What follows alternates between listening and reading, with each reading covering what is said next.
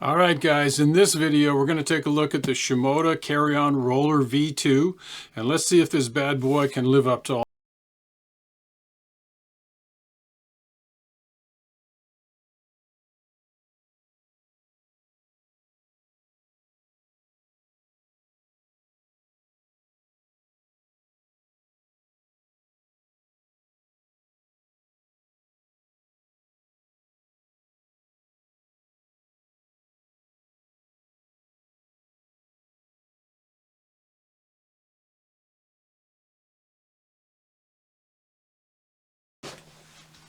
So why would any self-respecting photographer with PBD go out and purchase another roller bag? PBD is photographer's bag disorder. You guys know what I'm talking about.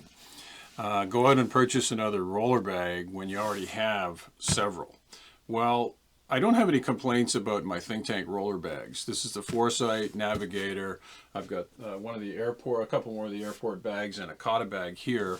But when I saw the Shimoda system and the way it used the core unit and integrated or interchanged between bag to bag, I just had to have a good look at this system to see if the bags would live up to the hype. And so if that rationale resonates with you, then this is a video for you. So at first glance, this bag it appears really small, and it is. It's designed to fit on a wide range of, or it's designed to meet a wide range of carry-on regulations. And so, you know, I can tell right away that this thing is going to fit in the overhead bin, no problem whatsoever. The overall appearance of the bag is great. I love it. I mean, it's a quality piece of kit for sure, and it's got a nice robust top handle here. It's got some space gray aluminum reinforcement bars running across the top here, and I actually find I use those when I'm closing the bag. It's got a fairly robust handle here. Heavy duty Cordura material, that's great. So like Ian says in his videos, I mean, only the finest materials have been used, and from what I can see, that looks to be true for sure. So then when you open the bag, you know, you've got all YKK zippers, which are really smooth operating, nice leather pulls, and then you basically open the bag like so, pretty straightforward. Close this here. On the bottom of the bag, you've got these 100mm wheels. One of the concerns I had about this bag revolves around the wheels, no pun intended, and we'll address that in a minute. And then it's got some stoppers here, so you can stand the bag up like so, and you also have another handle down here, and on the top of the bag you've got another handle, and then you've got a heavy duty handle here to walk with the bag. So one of the first concerns I had, being 6'2" and shrinking, was that this handle wouldn't be long enough for me to walk properly with the bag. So I shoved the table out of the way just to give you a little demonstration. And so this is the bag with the handle fully extended. And this was my concern. I didn't want to be hunched over, or I didn't want this thing to be down here where I got to be doing any of this kind of nonsense, right? And so, like I said, I'm 6'2", and I can walk with this bag no problem. It's exactly the right height, and I think Ian made the right choice by going to 100mm wheels, because that's going to pivot the load a little bit better, and we'll cover that a little bit more later in the video. So now that we've confirmed that there's no issues with the walking situation, and the handle looks very robust. I mean, the strongest handle I own is on my Think Tank Navigator, and this is as good as that or better. So, and that's good because the bag is designed to have not a laptop, but another backpack resting on top. You put your handle over the loop, so you want to make sure that the handle's robust. And again, that's another box that's been checked, and I think they've done a good job on that. Okay, so on the one side of the bag, if you open it up, you can shove a water bottle in here. You've got a little tensor strap which expands fairly easily, so you can get a good size water bottle down in there, and it's easy to use. These things seem to be effortless to work with, which is nice. On the other side of the bag, you've got the exact same deal. And you also have a couple of mesh pockets here, one for a passport, one for a phone, depending on what you want to put in here. And you can also insert a small size tripod. So let's address that concern right now. So the openings on both sides of the bag are virtually the same, with the difference being the passport and the phone holder on the opposite side. So if you're going to put a tripod in one of these pouches here, you're going to do it like this. This is a, let's see here, what do we got? 32 millimeter legs on this tripod, and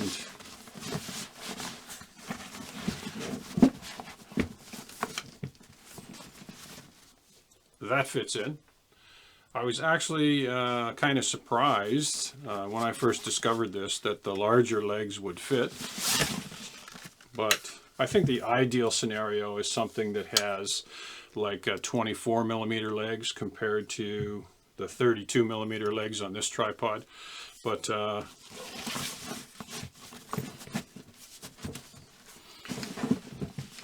think that fits a little bit better than the larger ones, but that's a good thing because, of all the tripods I have, this Leo Photo and this Photoclam tripod, they're the ones I use the most. The smaller ones are the ones that you're going to take with you. And one other option we might look at while we're here is this little Photocross tripod that I just got recently. I mean, this thing's so tiny, it'll fit in with all three legs. No problem. So there you go. You got three tripods that are going to fit into this roller bag. So the rationale for configuring your core unit, in this particular case here, one of the things that I noticed was I was using the Vanguard VO Select 39, I think, backpack. And the second that I got into shooting with the DJI Mini 3 Pro, I'm going to tell you what happens is you'll get an invitation to somebody's cottage or a dinner party, and they're going to say, "Hey, Paul, can you bring the drone? I'd like to see what the farm looks like," or "I'd like to see what my cottage looks like." So it's a small price to pay. But, the thing that comes from that is now you've got to start carrying more gear. So last weekend, I had a relative wanted us to come out, come for dinner, that kind of thing. They want to see what their farm looked like from way up in the sky. So I brought the drone. So that means, I'm bringing my A7 IV, at least one portrait lens. In this case, I've got two.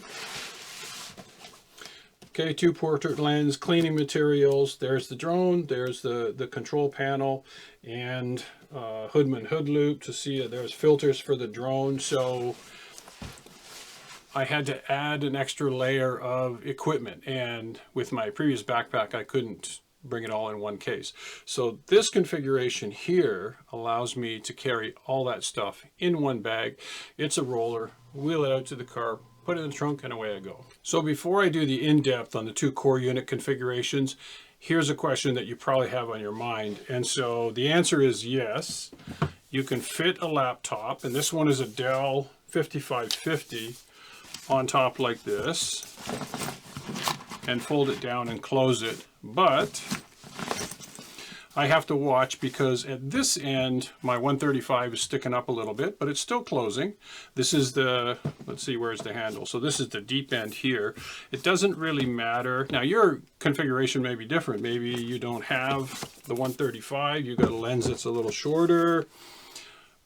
I might, yeah, I wouldn't want to be traveling without a lens cover on this lens, so, but it fits in. Now the one adjustment that I had to make was on my RC controller, it has these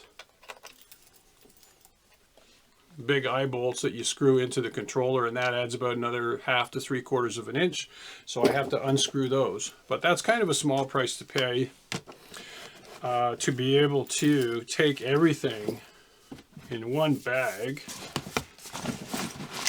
like so, and off I go to the dinner party and everybody's happy. So you don't want to be pressed, but look after your gear and it'll last you a lifetime. So let's jump in and look at the detailed view of the two core units. All right, so here's my two core unit configurations. At the top here, you're going to see drone and portraits, and on the other side, you're going to see just portraits. So we'll start with the just portraits. There's the 135 broken on, and that's my 50mm 1.2 Sony G Master. A few bits and bobs here, lens cleaning stuff, a few odds and ends, remote control. Sony A7 IV with 24 G Master. That's a Godox 860 V2. There's my Gary Fong light sphere folded in, and there's the Godox radio trigger, Hoodman hood loop down below, and my Peak Design strap, some batteries, cables for my Kovo battery charger. And as you can see, lots of space left over. And, my configuration is just one option of many. So the way you lay out your bag could be completely different to mine, but this is the way I set it up for just portraits. So then on the other side, on the left-hand side here, we've got drone and portraits, and a lot of the same stuff, only I had to take the 50mm and shove it up here. And I couldn't fit this in with the lens cover on. Sorry, not the lens cover, but the sunshade on the lens. So I just set it on top of the Godox flash. So I alternated those two. And everything else is pretty much the same. I mean, here's the bits and bobs. There's the Rokinon. There's the battery pack and the Kovo battery charger. So that's the charger that holds the 3 batteries for the DJI Mini 3 Pro. A7 IV, 24 G Master, Sony lens. This is just some cord for the Kovo charger. And then of course in the top left here, the big change is that I've got my RC controller in there, and I had to take the eye bolts off. As you can see, the strap is down beside it, the Peak Design strap is there, and then the rest, and there's the DJI drone, and it all fits in. And then I could even add the laptop on top of this, and I've got the whole package, kit and caboodle. And another thing worth noting is it's pretty rare. In this particular visit with friends, I didn't know whether I was going to use the 50 or the 135.